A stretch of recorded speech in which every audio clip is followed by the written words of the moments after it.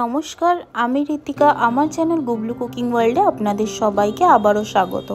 তো এই শীতকালে নলেন গুড়ের কড়া পাকের মাখা সন্দেশ খেতে সবারই ভালো লাগে, তাই আজকে আমি আপনাদের সাথে নলেন গুড়ের মাখা সন্দেশের রেসিপি শেয়ার করব।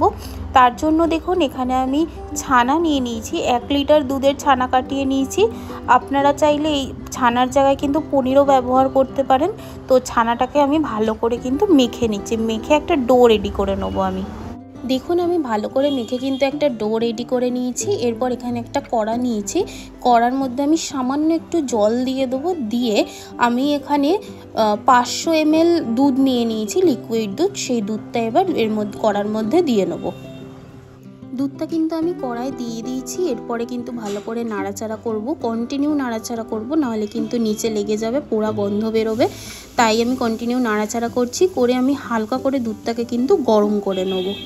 দুধটা কিন্তু গরম হয়ে এসছে। এরপর আমি এর মধ্যে ছানা, যেটা ডোটা বানিয়ে রেখেছিলাম, সেই ছানার ডোটা আস্তে আস্তে অল্প অল্প করে দিতে থাকবো, আর দিয়ে কিন্তু নাড়াচাড়া করতে থাকবো, নাহলে ডোটা কিন্তু জমাট বেঁধে যাবে।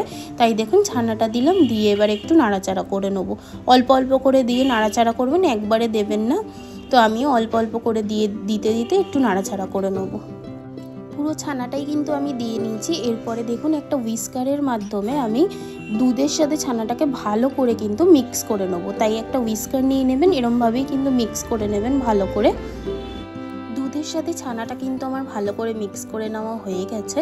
এরপরে দেখুন, আমি একটা খুন্তি নিয়েছি, খুন্তির মাধ্যমে কিন্তু আবার কন্টিনিউ নাড়াচাড়া করছি। আর কন্টিনিউ নাড়াচাড়া কিন্তু করে যেতেই হবে, নাহলে কিন্তু নিচে যদি আটকে যায় তাহলে পোড়া যে গন্ধটা বেরোবে, তার ফলে কিন্তু মাখা সন্দেশটা একদম ভালো টেস্ট হবে না।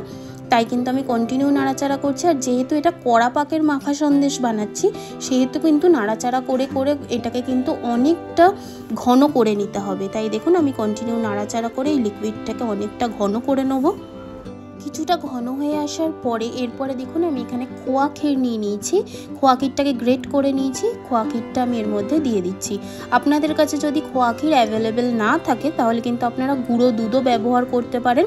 গুঁড়ো দুধটা একটুখানি গরম দুধ এখান থেকে তুলে নিয়ে প্রথমে একটা বাটিতে গুঁড়ো দুধটাকে গুলে নেবেন, নিয়ে তারপরে গুঁড়ো দুধটা নেবেন, নাহলে কিন্তু জমাট বেঁধে যাবে। তো দিয়ে আমি দেখুন খোয়া ক্ষীরটা দিয়ে দিয়েছি, দিয়ে আবার নাড়াচাড়া করে নিচ্ছি।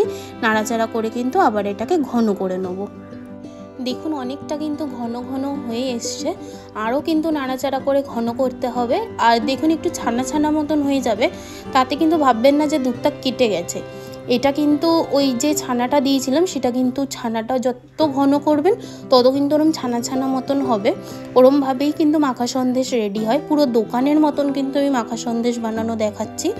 তো দেখুন, আরও কিন্তু আমি নাড়াচাড়া করে নেবো, কন্টিনিউ নাড়াচাড়া করে কিন্তু আরও ঘন করে নেবো। দেখুন, অনেকটা কিন্তু ঘন হয়ে এসছে। এরপর কিন্তু আমি এর মধ্যে গুড় দিয়ে দেবো। এটা কিন্তু আমি পাটালি গুড় নিয়েছি, এই গুড়টা কিন্তু আমি অল্প অল্প করে দিয়ে নেবো। এটা কিন্তু চিনি দিয়েও বানানো যায়, কিন্তু কড়া পাকের বানাতে হলে না গুড়েরই বেশি ভালো হয়। আর যেহেতু এখন শীতকাল, তো গুড়ের মাখা সন্দেশ খেতে সবারই খুব ভালো লাগবে।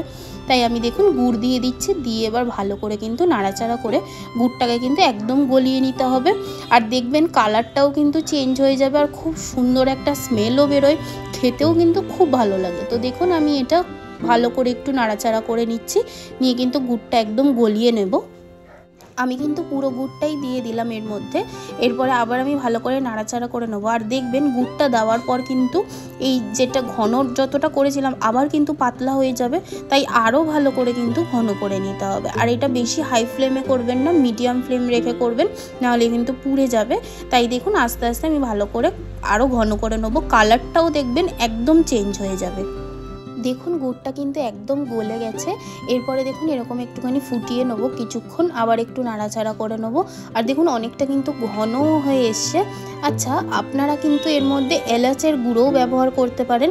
আমি কিন্তু দিইনি, কারণ গুড় দিয়েছি, তো গুড়ের গন্ধটা, এলাচের গুঁড়ো দিলে কিন্তু গুড়ের গন্ধটা কেটে যাবে, ভালো লাগবে না।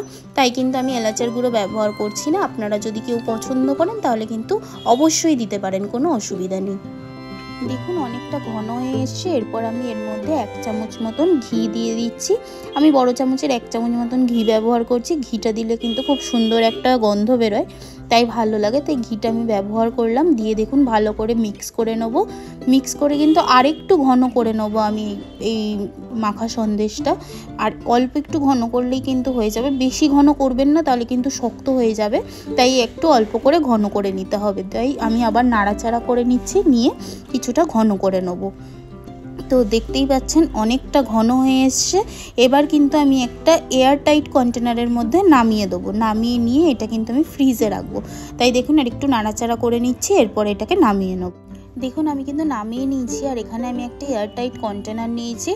আর নামিয়ে নিয়ে কিন্তু একটুখানি কিছুক্ষণ ঠান্ডা করে নেবেন। তারপরে দেখুন একটা কন্টেনার নিয়ে নিয়েছি, এর মধ্যে কিন্তু আমি এবার আস্তে আস্তে মাখা সন্দেশটা কিন্তু ঢেলে দেবো। পুরোটাই কিন্তু আমি অল্প অল্প করে ঢেলে দেবো। দেখুন আমি পুরোই মাখা সন্দেশটা কিন্তু ঢেলে নিয়েছি। এরপর এখানে দেখুন আমি কাজু বাদাম কিছুটা গুঁড়ো করে নিয়েছি, এই কাজু বাদামটা ওপর দিয়ে দিয়ে দিলাম।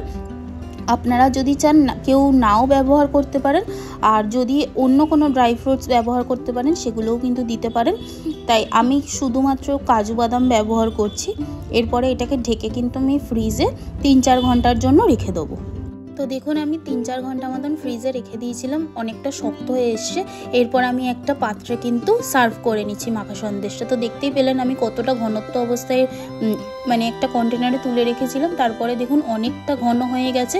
তো আপনারাও কিন্তু এরকমভাবেই তুলে রাখবেন। আর শীতকালে নলেন গুড়ের মাখা সন্দেশ খেতে কিন্তু খুব ভালো লাগে। তাই এই রেসিপিটা আপনাদের যদি ভালো লেগে থাকে তাহলে প্লিজ আমার চ্যানেলটা সাবস্ক্রাইব করে দেবেন, একটা লাইক করে দেবেন, আর কমেন্ট করে জানাবেন রেসিপিটা আপনাদের কেমন লাগলো। Thank you.